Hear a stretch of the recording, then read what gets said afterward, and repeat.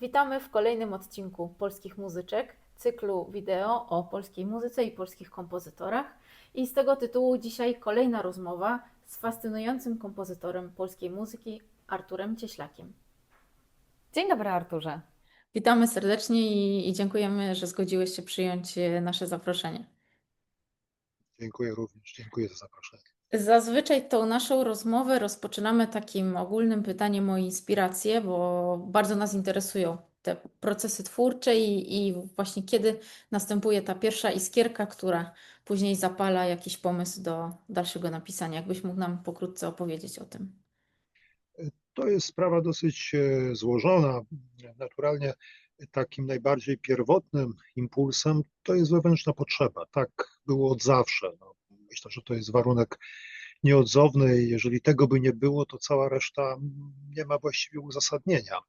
Ale faktem jest, że w momencie, kiedy muzyka stała się moim zawodem, kiedy kompozycja stała się moim zawodem, to trzeba przyznać, że dosyć często tym pierwszym impulsem to jest jakaś konkretna sytuacja, no ogólnie nazwijmy to zamówienie. To niekoniecznie musi polegać na tym, że powiedzmy jest umowa, czy tego rodzaju jakieś sprawy formalne, ale wystarczy prośba wykonawcy o to, że powiedzmy warto by było, żeby powstał taki, a nie inny utwór z perspektywą wykonania, powiedzmy, no i to jest wtedy wystarczający impuls. No i bardzo dobrze, jeżeli w tym momencie ja mam do dyspozycji jakieś szkice, bo jest od czego zacząć. Najtrudniejsza sytuacja jest wtedy, kiedy nie ma nic. No i wtedy trzeba poszukać, aczkolwiek to jest tak, że zazwyczaj zaczynam pisać, a prędzej czy później ta inspiracja, ten pomysł taki, o którym mówimy, czyli to, co jest na samym początku, co powinno być, to się pojawia. Ale wtedy trzeba zacząć pisać. Nie czekać na tą inspirację, tylko zacząć pisać. Czyli masz takie szkice, jakieś myśli, jakieś melodie, które pojawiają się, współbrzmienia w Twojej głowie, je sobie zapisujesz i one czekają na moment, kiedy właśnie ta inspiracja Tak, czy to zamówienie nadchodzi.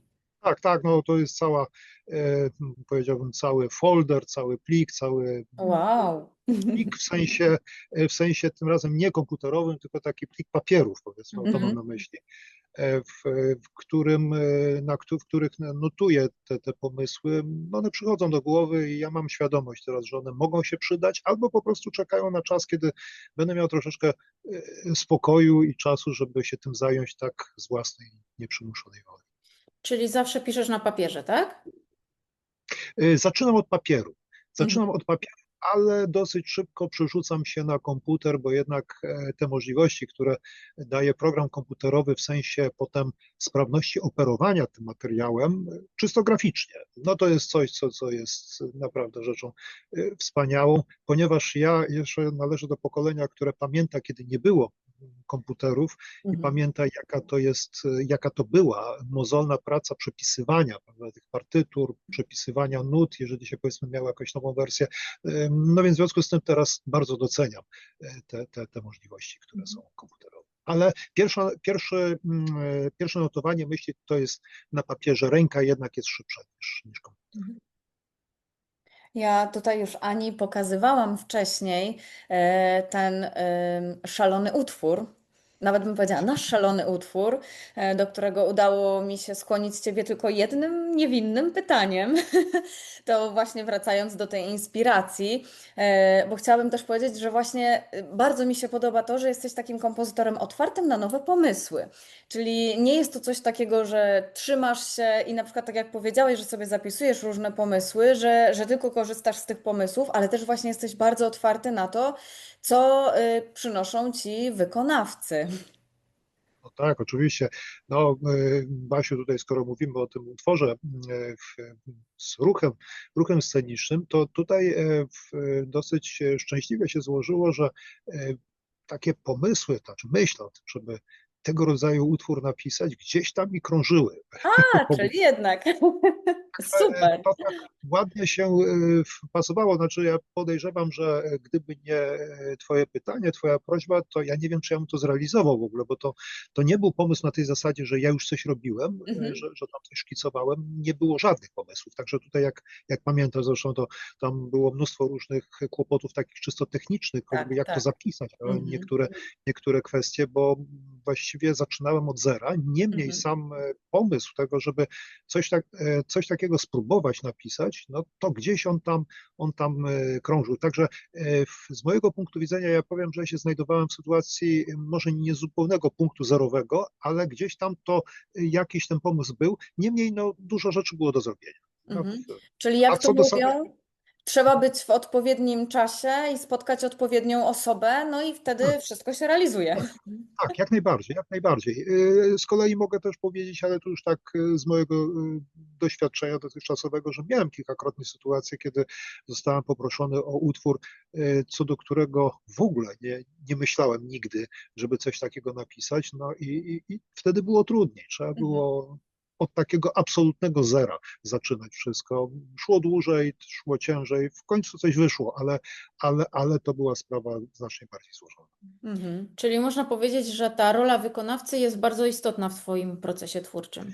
Oczywiście, no, nawet tutaj już nie mówiąc o kwestii inspiracji, bo inspiracja tutaj jest rzeczą bardzo, bardzo ważną i jak mówiliśmy przed chwilą, może to wręcz wyzwolić taką chęć zmierzenia się z problemem, bo to, że powiedziałem, że to tam gdzieś tam chodziło po głowie czy w wyobraźni, to jeszcze nie jest warunek, że ten utwór powstanie. Dopiero ten moment tego impulsu bezpośredniego. Także jak najbardziej. Ale ja powiedziałbym tu jeszcze więcej, że właściwie cały los kompozytora to spoczywa w rękach wykonawcy. Dlatego, Wow. że potem, jak już się utwór napisze, no to wykonawca jest tą osobą, która ten utwór pokazuje publiczności. Tak z upływem lat przekonuje się i coraz bardziej, jak wielka rola jest wykonawcy, jak wielka odpowiedzialność spoczywa w jego rękach, no bo to on pokazuje ten utwór po raz pierwszy. On Mhm. dokonuje materializacji tego utworu. No i tak powiem praktycznie, jak coś nie wyjdzie, to niestety obciąża to utwór właściwie w Mhm.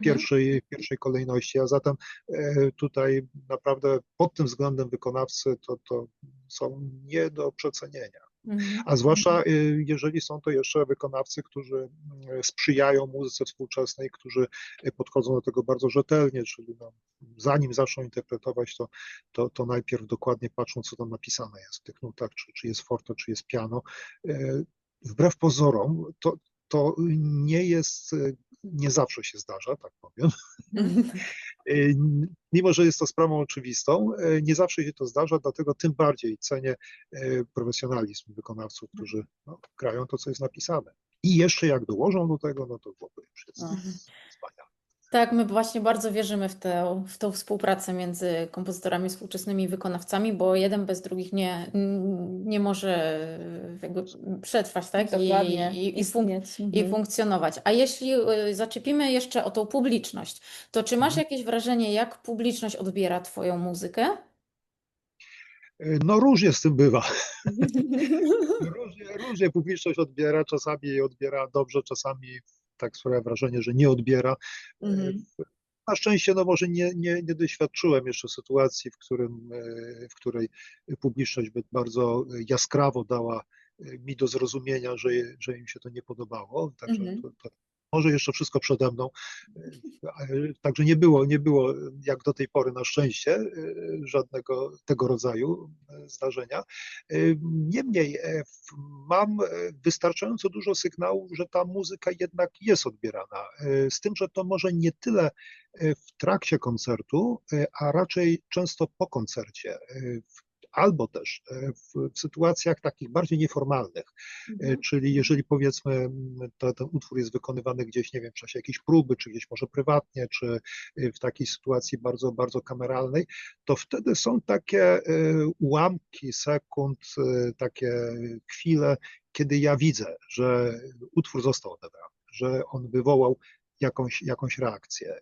Nie chodzi mi nawet o te słowa, które ewentualnie mogą zostać gdzieś tam wypowiedziane potem, ale o ten moment takiego za zatrzymania, zasłukania się w ten utwór, takie to często jest jakaś sekunda, niewiele, ale to mi wystarcza. I to jest dla mnie najlepszy dowód na to, że ta komunikacja została nawiązana. Na koncertach dosyć trudno jest coś takiego uzyskać. To bardziej ma charakter taki, powiedziałbym, no, ogólny, czy jest więcej tych braw, czy jest mniej, jaka jest intensywność, ewentualnie potem po koncercie jakieś rozmowy, ale to mimo wszystko nie jest tak dla mnie wartościowe, jak ta sytuacja, o której opowiedziałem, takie ułamki tych sekund albo maksimum sekundy, kiedy ja widzę, że to zostało odebrane. I na szczęście co jakiś czas obserwuję takie zjawisko i to dla mnie jest dowodem, że no, ten przekaz w którymś momencie w jakiś sposób jest odczytywany. Ten przekaz, który jest w utworze. Mhm. No tak, bo zarówno jak kompozytorzy bez wykonawców nie mogą istnieć, no to tak samo my później, i ta wasza muzyka kompozytorów, i my jako wykonawcy, no to też w zasadzie nie istniejemy bez tej publiczności. I ja tak myślę, że czasami, jeśli publiczność może ma takie jakieś niespodziewane reakcje, to może nawet lepiej, że w ogóle wywołuje jakieś reakcje ta muzyka, a niekoniecznie, że po prostu pozostawia obojętnym. No bo tak sobie powiedzmy szczerze, no ta muzyka obecnych czasów to często to tak jak Beethoven mówił, jest napisana dopiero dla kolejnej epoki, prawda? I być może w tej następnej epoce zostanie lepiej zrozumiana lub inaczej odebrana, no bo faktycznie muzyka nowa czasami może szokować, szczególnie takiego może odbiorcy niezbyt doświadczonego, ale ja głęboko wierzę, że to właśnie w nas, wykonawcach, leży ta rola, żebyśmy to wykonali zgodnie z zamyśleniem, z zamysłem kompozytora, ale również tak w przekonujący sposób, żeby to właśnie publiczność mogła pozytywnie odebrać. Tak, ja tu jeszcze odnośnie roli wykonawców jeszcze jedną rzecz bym dopowiedział, że wydaje mi się, że to już niezależnie od tego, jaki to jest rodzaj muzyki, czy to jest muzyka współczesna, czy to muzyka przeszłości. Dla mnie zawsze rola wykonawcy jest no, funkcja wykonawcy, o tak można Mhm. funkcja wykonawcy jest niezbędna, dlatego że sądzę, że wykonawca dokłada jeszcze swoją wartość do utworu, który został napisany. Tu prawdopodobnie znajdujemy wyjaśnienie, dlaczego kompozytor zazwyczaj nie jest dobrym wykonawcą swoich utworów. Wydaje mi się, że po prostu on to, co miał do powiedzenia, powiedział już w tym utworze, pisząc ten utwór, a potem już go wykonując, no to już nie jest ta przestrzeń, to już nie są te wartości, te najważniejsze zostały powiedziane. I dopiero do tego powinien przyjść wykonawca, który oczywiście znowu z tym zastrzeżeniem, że dokładnie odczyta zapis i te intencje kompozytora. Na tej bazie dokłada jeszcze swoją wizję tego utworu i dopiero w tym momencie, kiedy to zostanie tak niejako wymieszane, te dwie rzeczy, te dwa rodzaje wartości, to wtedy utwór dopiero w moim odczuciu istnieje w 100%. Także no, wydaje mi się, że wykonawca jest w tym wypadku niejako w pewnym sensie współtwórcą tego utworu, w tym konkretnym momencie. Także to potwierdza to, o czym mówiłaś, że to wykonawca odpowiednio ten utwór może słuchaczom pokazać, wyjaśnić też, czy też przeprowadzić go przez te meandry, które mogą być rzeczywiście początkowo niezrozumiałe, zwłaszcza jeżeli ten język jest czy nowy, czy skomplikowany, czy nieczytelny tak na pierwszy rzut ucha i oka.